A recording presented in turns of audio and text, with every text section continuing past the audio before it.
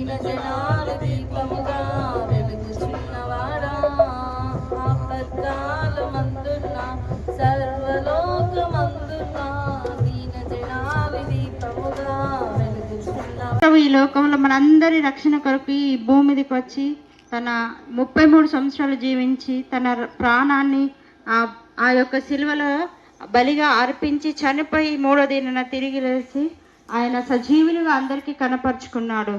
అలాగే మన యొక్క సంపాదనకి శాపం అనే పంచెర ఒకటి పడుతుంది.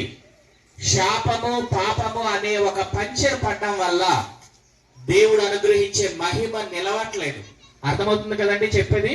మీరు ఎంత కష్టపడుతున్నా, వ్యవసాయం చేస్తున్నా, మీరు వైద్యాలు చేస్తున్నా, లేదంటే మీరు డ్రగ్ చేస్తున్నా, లేదంటే దేవుని వాక్యం అడుగుతా ఉంది మానవుని, ప్రియమైన దేవుని బిడ్డలారా, మీకు ఈ లోకములో ధనము ఉండవచ్చు, భోగ భాగ్యాలు ఉండవచ్చు, పొలములు ఉండవచ్చు, బళ్ళు ఉండవచ్చు, అనేక సంవత్సరాలకి సరిపడినటువంటి ఆస్తి ధనమును కూర్చుకొని ఉండవచ్చు.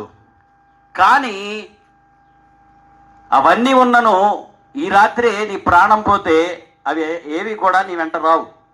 క్రీస్తు నామంలో స్వస్థత విడుదల ప్రకటిస్తున్నాం.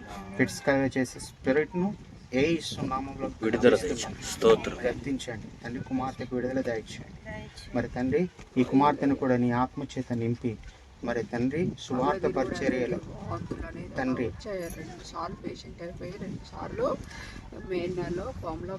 తండ్రి కుమార్తెను స్వస్థపరచమని చాలు చాలు అమ్మకాలను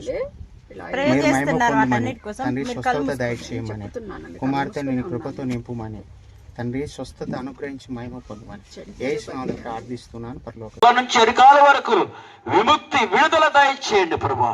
ఈ గ్రామము చుట్టూ నీ అగ్ని కంచి వేసి దేవదూతలకు కావలి ఉంచి నాయన ప్రతి ఒక్కరి చుట్టూ నీ అగ్ని కంచి వేయండి ప్రభువా.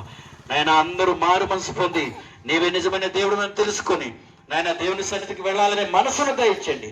నాయన చిన్నపిల్లలు సహితం అనేక మంది స్థలంలో ఉన్నారు. వారికి మంచి ఆరోగ్య శక్తిని, బడికి వెళ్ళి మంచిగా చదువుకోవడానికి నాయన ఈ గ్రామం అంతా నాయన మంచిగా చదువుకొని అనేక మంది ఉద్యోగాలు చేసే బిడ్డలుగా దీవించి ఆశీర్వదించండి. ఎవరైతే వ్యాపారాలు చేసుకుంటున్నారో వ్యాపారాలను దీవించండి.